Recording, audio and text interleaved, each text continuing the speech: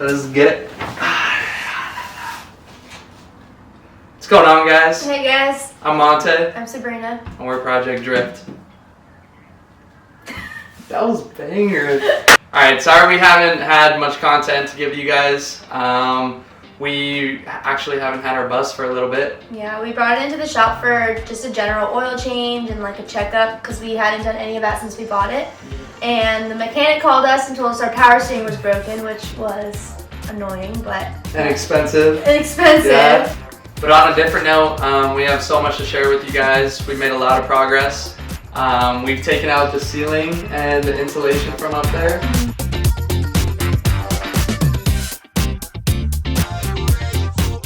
We've taken out the seat in front. I don't even know what you call that. It's like a barrier. It's the barriers, like right when you walk into the bus, there's like a half a seat.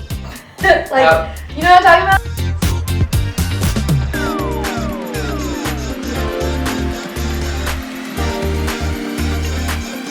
We unscrewed a lot of the parts of the back, like the door and the panel up top.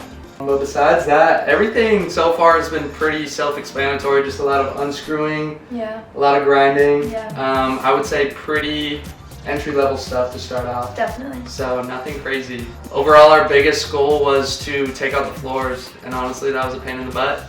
Yeah, so we had these rails going along the floor, and on most people's buses that we saw on YouTube, they had these bolts that were holding down the rails, but they just had two of the big bolts on the ends of the rails. But for some reason, we had those big bolts going the entire length of each rail. So there was one of those big bolts like every 2 to 3 inches, and it was nuts. It was such a pain. Like, those things were just, I mean, not meant to be ever taken out. So, but one thing about our bus that we noticed is, I mentioned before that we had the big bolts running the entirety of the bus. Our bus specifically had a lot more thought put into it when putting the bus together. Reason being, we both don't think that this bus ever had chairs in it.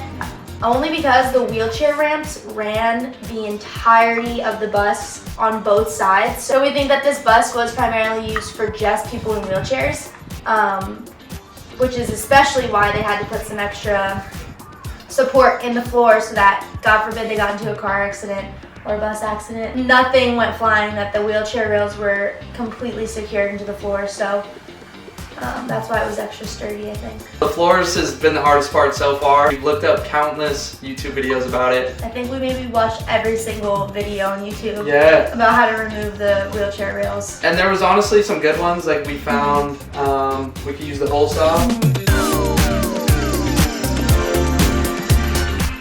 We try to actually take out the wood before the rails.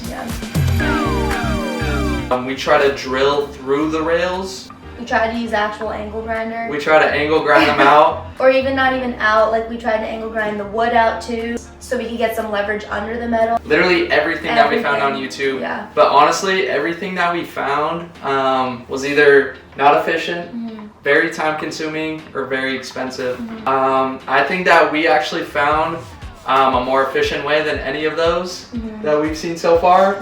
We actually asked a contractor friend who works with houses what he would do, and he gave us this tip. Yeah, he was like, just use a circular saw. Yeah, he was literally just like, just saw through these. Yeah. I think it was just good to have a perspective that wasn't like Skoolie perspective. And we tried it, and it was the best thing that we could have done. I think we spent a total of maybe, what, like 150, 200 bucks on saws for the circular saw. Yeah. Just way cheaper than $1,000 in total. For sure. That we would have spent if we continued buying whole saw. I think the only thing with the circular saw is that you have to be very careful. It's a very dangerous power tool.